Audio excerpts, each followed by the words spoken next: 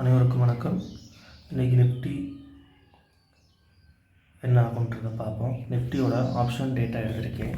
இதில் முக்கியமாக பார்த்தீங்கன்னா இப்போதைக்கு இதோட ஸ்ட்ரைக் ப்ரைஸ் வந்து 23,590. ஸோ அரவுண்ட்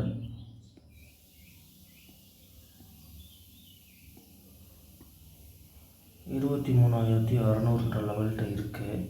இந்த லெவல்லேருந்து என்ன ஆகுன்றதை நம்ம ஒரு சின்ன கிராஃப் மாதிரி வரைஞ்சி பார்ப்போம். ஓகே, இப்போ ஃபஸ்ட்டு பார்த்திங்கன்னா புட் சைடில் வந்து அதிகமாக பார்த்திங்கன்னா 23,550 நிறைய எழுதியிருக்காங்க. இதுக்கு எங்கே எழுதியிருக்காங்க, ஒரு கோடிக்கிட்ட எழுதியிருக்காங்க. இதுக்கு அடுத்து நம்ம எங்கே இருக்குன்னு பார்த்தோம்னா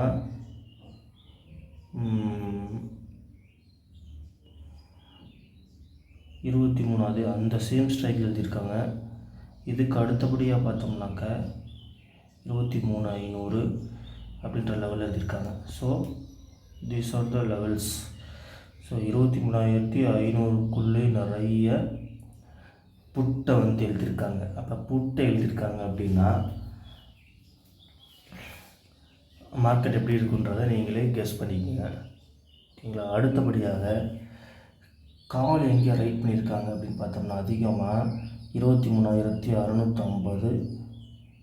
so these are the levels. So இந்த லெவல்னு பார்த்தோம்னா 23,750. அப்போது 23,500லேருந்து 23,750ன்ற லெவலுக்குள்ளே இருக்கிறதுக்கு தான் மார்க்கெட் வந்து அதிகபட்ச வாய்ப்பு. 23,500க்கும் 23,750க்கும் 250 பாயிண்ட் வித்தியாசம். கரண்ட் மார்க்கெட் ப்ரைஸ் பார்த்தோம்னா 23,591. அப்படின்றத பார்க்கும்போது ஒரு அப்சைடில் பார்த்தோம்னா ஒரு 166 பாயிண்ட்க்கு நல்ல பாசிட்டிவாகவும் -91 பாயிண்ட் கீழே நெகட்டிவாகவும் இருக்க வாய்ப்பு இருக்குது. So 250 points. இது வந்து நம்ம ஆப்ஷனோட வால்யூம்ஸ் வச்சு நம்ம அனலைஸ் பண்ணுறோம். இது நிறைய ஆப்ஷன் டேட்டா அனலைசிஸ் இருக்குது. தேங்க்யூ ஃபார் வாட்சிங். So these are the levels. 23,591 current market price வச்சோம்னா மேலே போச்சுன்னா 23,750 ரெசிஸ்டன்ஸ் இருக்குது. கீழே வந்தோம்னா 23,500 சப்போர்ட்டுன்ற மாதிரி மார்க்கெட் நம்மளும் சொல்லுது.